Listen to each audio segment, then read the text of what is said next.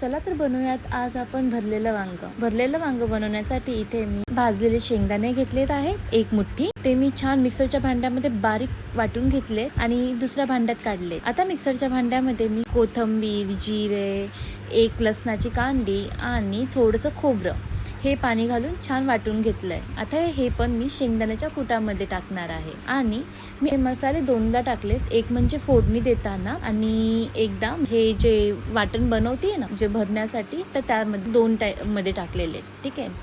तर मी इथे एक चमचा मी लाल तिखट घेतला आहे, अर्धा चमचा मी कांदा लसूण मसाला घेतला आहे, थोडीशी हळद घेतली आहे, एक चमचा मी गोडा मसाला घेतला आहे, 1.5 चमचा धने पावडर घेतली आहे आणि मीठ टाकून घेतलं आहे. आणि आता हे सगळं मी माझे हे होते ना वांगी मी छान पहिले चिरून घेतली आहे, त्याच्यामध्ये मीठ लावून घेतलंय आणि मग याच्यामध्ये मी हे सगळं वाटण आहे मी त्याच्यामध्ये भरलं आहे. तर एक साईडला मी कढई गरम करायला ठेवली, तर त्याच्यामध्ये मी 2 टाईपचे तेल यूज केले आहेत. एक म्हणजे सूर्यफूल रिफाइंड ऑइल आणि दुसरं म्हणजे मोहरीचं तेल. ठीक आहे. तर मोहरीचं तेल गरम व्हायला थोडा वेळ लागतो. ते गरम झालं की त्यामध्ये मी मोहरी टाकली आहे. थोडीशी मोहरी तडतडली की त्यामध्ये मी जिरं टाकलं आहे. जिरं टाकल्यानंतर मी थोडंसं हिंग टाकलं आहे आणि आता मी जी वांगी भरली होती ती वांगी मी यामध्ये टाकत आहे. आणि मी कांदाही त्यावेळी टाकला होता. जर तुम्ही त्यावेळी कांदा नाही टाकला तर तुम्ही आत्ताही कांदा फोडणीमध्ये टाकू शकता. आणि जी वांगी आहे ती टाकून ती व्यवस्थित तुम्ही आहे ना त्याला परतून घ्यायचं आहे.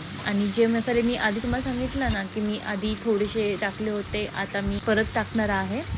तर आता मी अर्धा चमचा लाल तिखट, जिथे मी 1 चमचा कांदा लसूण मसाला, थोडीशी हळद, 1 चमचा धने पावडर आणि 1 चमचा गोडा मसाला हे टाकलं आहे. आता हे टाकून मी व्यवस्थित परतून घेणार आहे. थोडंसं परतल्यानंतर मी त्याच्यामध्ये शिजण्यासाठी पाणी टाकत आहे. तर इथे मी 1 ग्लास पाण्याचा वापर केला आहे आणि मधून मधून मी ते ढवळून घेणार आहे. आता याला मी 15 ते 20 मिनिटं शिजवणार आहे आणि त्या मधून मधून चेक करत राहणार आहे, कारण एक साईडनीच वांगी जर तशीच ठेवली तर ती व्यवस्थित शिजली जात नाही, अर्धी शिजतात. त्यामुळे मी मधून मधून परत एकदा ढवळणार आहे, जेणेकरून ती सगळ्या साईडनी इक्वली शिजू देत. आणि वरतून मी थोडीशी कोथिंबीर पेरली आहे. आता नक्की ट्राय करा ही डिश. मला कशी वाटतीये मला नक्की कमेंट्समध्ये सांगा. भेटूयात नवीन रेसिपीमध्ये. तोपर्यंत बाय.